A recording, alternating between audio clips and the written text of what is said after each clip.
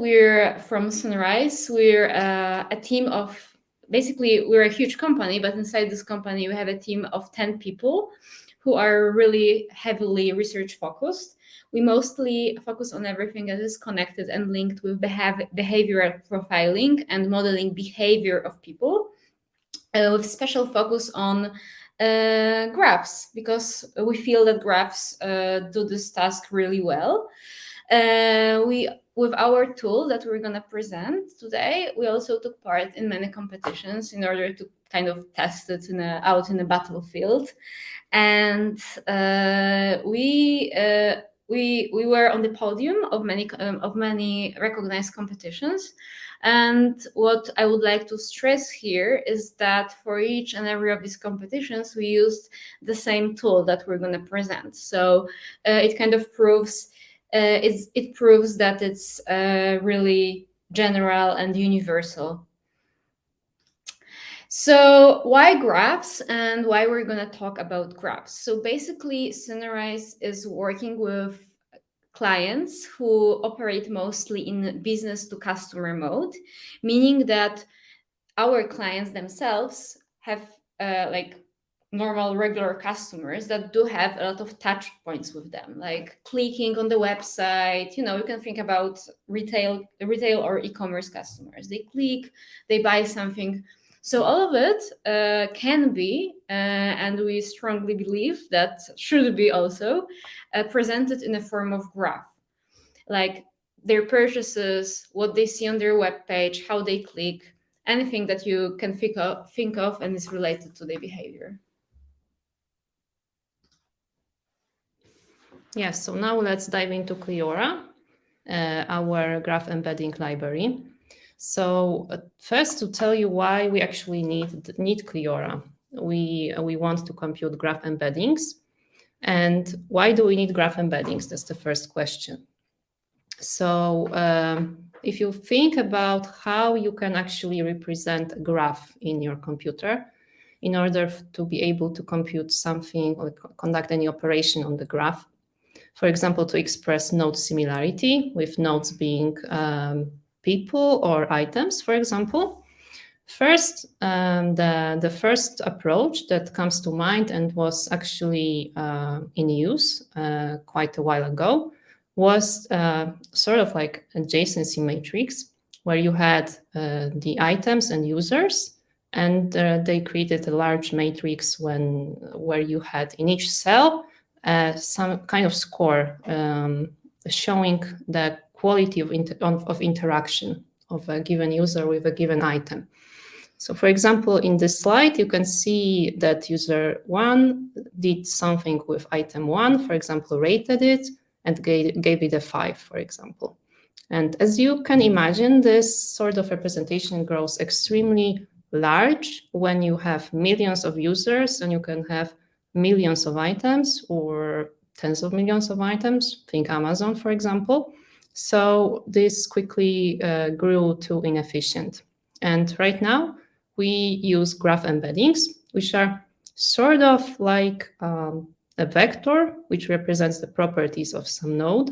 However, it can be a lot shorter than a row in the adjacency matrix, for example. So here at the bottom, you can see 2D embeddings, so extremely small. It's just for a show, so we don't use such small embeddings in real life. However, you can see that the nodes that are actually similar in the graph, they are close by, are grouped together in the space. And this is sort of like a knowledge that is encoded into the embeddings. And right now, we'll show you how to discover this knowledge. So let's start with the graph volumes that we deal with.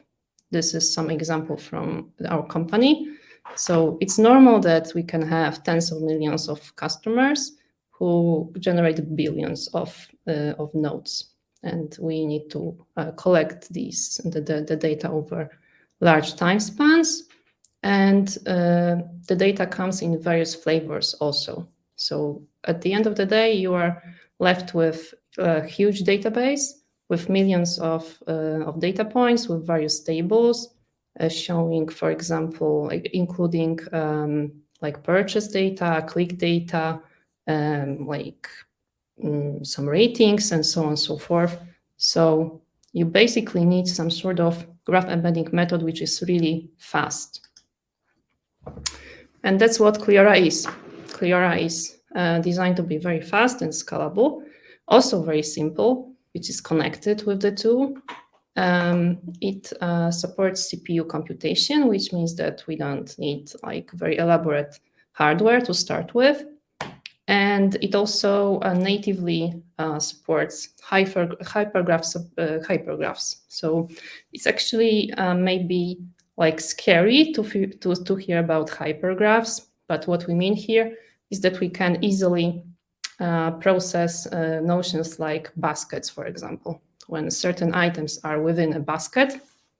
As you can see on the bottom of the slide with the circles, we can just show a basket in form of like the pink nodes, which are interconnected with itself. And they create a clique, so-called. So a structure within the graph when each node is connected to each. So every user can be a node, every product can be a node, every credit card can be a node, and everything actually can be a node and be processed with Cleora. And this slide, it actually shows the whole algorithm of Cleora. It's extremely simple. As you can see, it's about matrix multiplication, and that's it. So let's see what it's about. We start with a graph, and we build a Markov transition matrix, which is called M here, and it simply expresses which nodes are connected to each. So let's see what node 1 is connected to. Well, it's connected to node number 2 and 5. So the probability of transitioning from 1 to 2 is half, and from 1 to 5 is also half. And this is our transition matrix. And with the first orange matrix, the one at the top, will be our embedding matrix. So we start with just random numbers here. And what we're doing here, we're iteratively multiplying the matrix M against the matrix T. So what happens is that each node gets more, each node's embedding gets more similar to the embeddings of its neighbors. So if you look here, this is the 1 to 2 connection. So the node number 2 and node number 5 get weighted each by a half, and they start to represent the first number within the embedding of node 1. So node number 1 will gradually be more similar to 2 and 5 in terms of the embedding matrix.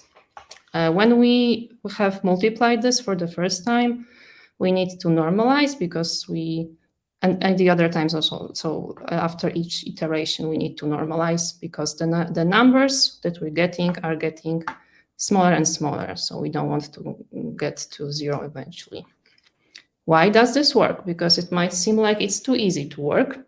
Well, there is an explanation, and the formal explanation at that.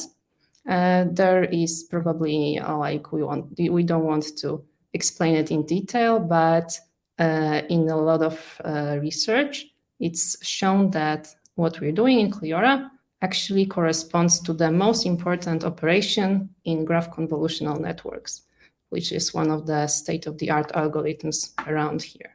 So what we do is the most important part, and you can actually just strip the other parts and get very good results. Now let's go over to the competition. So another graph embedding systems which are fast and powerful in terms of performance. However, you've already seen the algorithm of Cleora, and this slide is just to show you the complexity of a strong competitor, which is called PyTorch Big Graph. So you can see that it really does a lot of various things. It needs to divide data into batches, for example, to really process it in a fast way. It has a really complex algorithm, that wouldn't fit in a single slide for sure. So there is a huge contrast. However, when we look at the results, we can see that Cleora is on par with the competitors. For smaller graphs, it can sometimes be less performant than PBG, so the PyTorch big graph, for example. However, for larger graphs, it can be stronger. It often is. And for very large graphs, it is often the only tool that you can use because others will simply not handle the size of the data. As regards the implementation, well, that's maybe a bit of surprise because it's a Python conference, but Cleora is implemented in Rust. However, it can be used extremely easy in Python, as Python is the, I would say, main tool for data scientists regarding programming languages. So we will just show you in a moment how you can use Cleora in Python. Cleora has a lot of tricks to make it fast. It uses a bit of multi-threading. It has a magic like fast CPU access and data locality. So this is actually what is hidden behind this library combined with the simple algorithm, which inherently is a lot faster than others. It also has some interesting properties. For example, you can, when you have a new node that is incoming into your graph, for example, there is a new user or there is a new item which is introduced to the inventory. You don't have the embedding computed yet. You're not required to recompute the whole embedding matrix, but you can simply average the neighbors because this simply this creates another iteration of Cleora. It is a valid procedure here. Also, it's very easy to just chunk the graph if it's too big for you. Even if Cleora is fast and scalable, it can still happen that you just cannot do it at once for the whole graph. So it's very easy, and you will get good results if you just chunk the graph and then merge them with, again, this weighted averaging, which is, again, a valid iteration of Cleora algorithm. Also, when you want to kind of slightly differ the embeddings that you get regarding the function, for example, complement versus substitute prediction in e-commerce, you can also do it because Cleora, as it turns out, its behavior gets different with various combinations of the parameters. Okay, so we talked about Cleora and about different embeddings that we can create, but let's assume that we want to combine a lot of information about one user. So one information, these are like his or her interactions, but also each of these products that she bought has some attributes. And for example, we would like to enhance this representation, this representation with some extra information. So what we could do here is use kind of another algorithm that we also developed for this purpose. It's called MD, and I'm going to explain it in not a lot of details, but in some detail in a minute. But basically, what you can do here is take various different embeddings, like really various embeddings. So, for example, embeddings on different interactions. So what she clicked, what she bought, but also, for example, I know images of things that she bought, so they can be encoded. And basically what we could do here is use this algorithm to create this universal behavior profile. And how is it done? Let's take a look here. We do have each of these kind of rows represents an event, something that the user bought. So we have shoes with their corresponding image, but also like the interaction embedding where the node would probably be this product, right? And what we do here, and this interaction embedding it is like obtained by Cleora. So it's an input from Cleora. Other embeddings should be obtained with like super famous algorithms that are out there, like some text embeddings, I don't know, BERT transformer, whatever you please, image embeddings as well. Sometimes probably even a simple CNN would work, pre-trained CNN. And once we do have all of these embeddings, we partition the space randomly. And then we like these embeddings are kind of, they appear in different buckets. And this algorithm is inspired by local sensitivity hashing and account means catch algorithm. And then we aggregate these buckets, and it creates a very long vector that is handled by us via a very simple feed-forward neural network. And on the input, we do have this long profile that is created out of these different embeddings. And as an output here, actually, it looks a little bit like a recommendation system setting because we do specialize in recommendations, but it could be anything you wish. So basically, you could do a simple classification here and calculate propensity for buying one of the products based on everything that describes the behavior of the client in your system.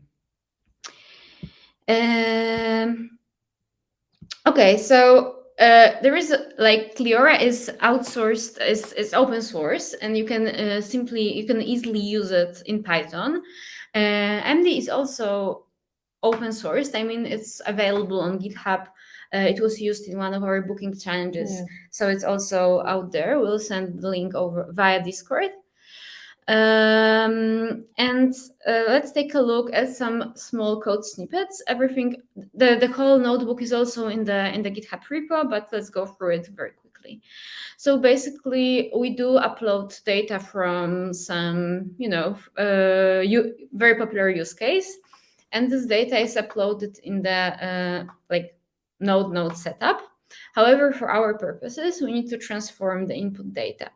As Basia mentioned, we can like do a star or click expansion.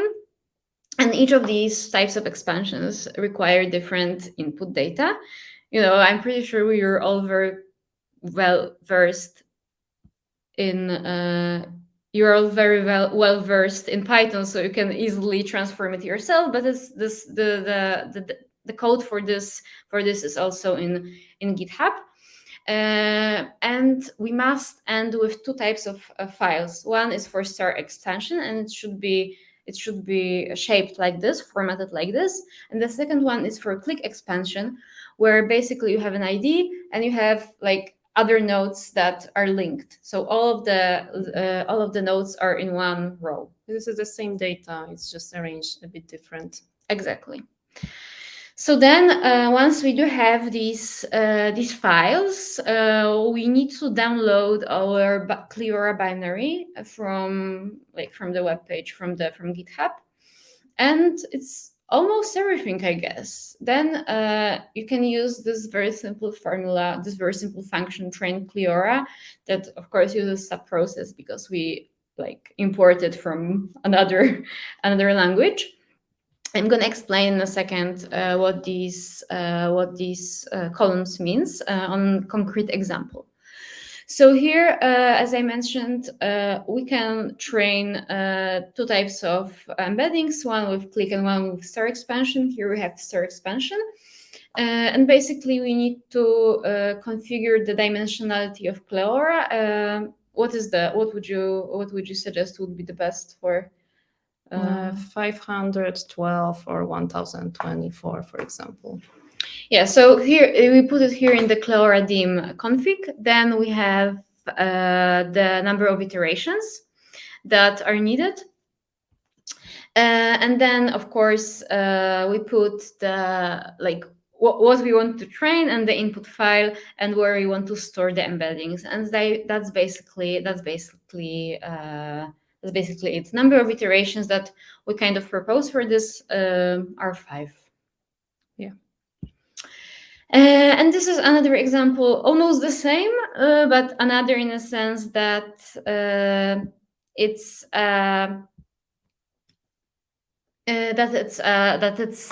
for the star expansion. And basically, you just put another file, the one you prepared for star expansion, and the one for you prepared for click expansion, and you define that you want to use the Cleora for click.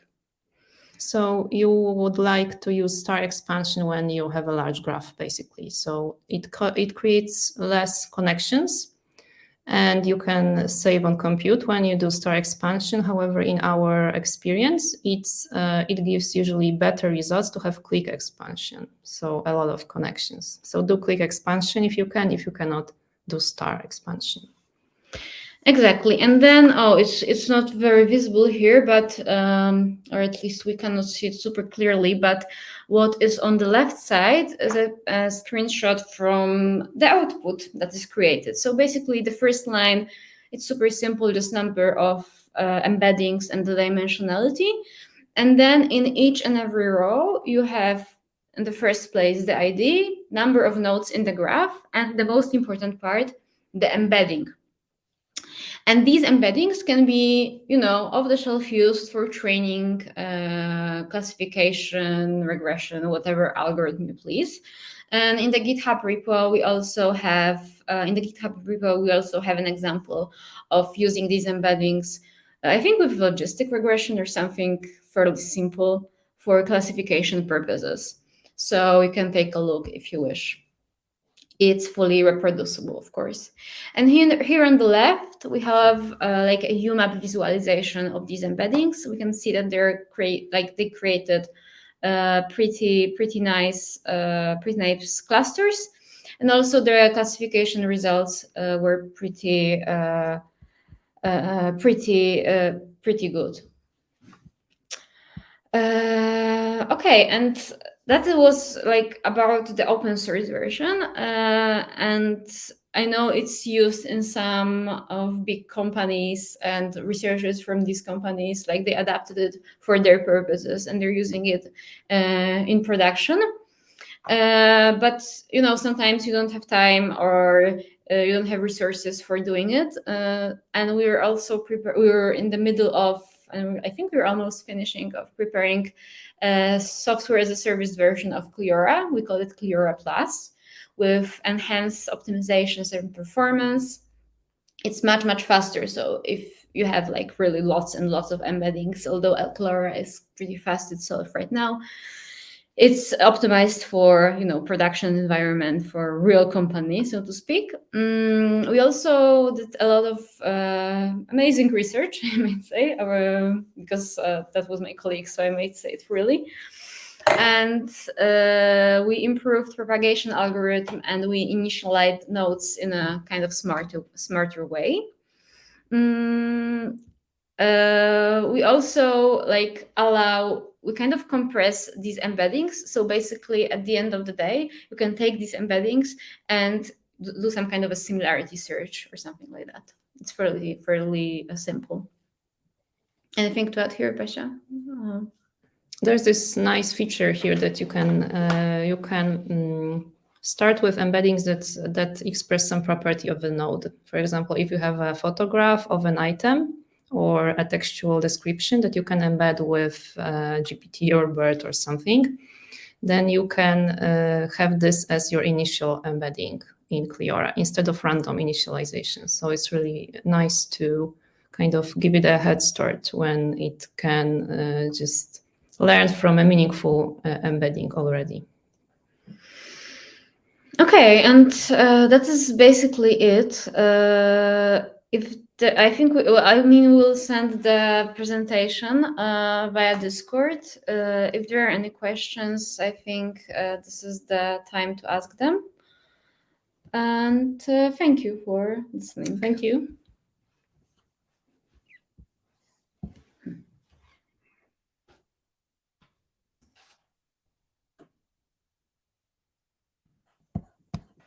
Yeah, definitely. Thank you too. Anybody have any questions?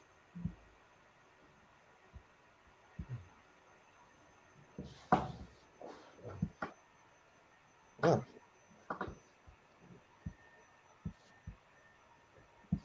You can just go to our Oh, website. yeah, there is. Oh, There is. Is this feature of starting from embeddings in the iOS version? No, it's not. It's not. It's in the Plus version only. However, this one is pretty easy to do yourself. It's really easy compared to the other improvements. You just replace your starting embedding matrix from random to something that you have. Yeah. So I guess if we go back, that would be here, right? Yeah. The T-1 matrix is your matrix of embeddings. You're welcome.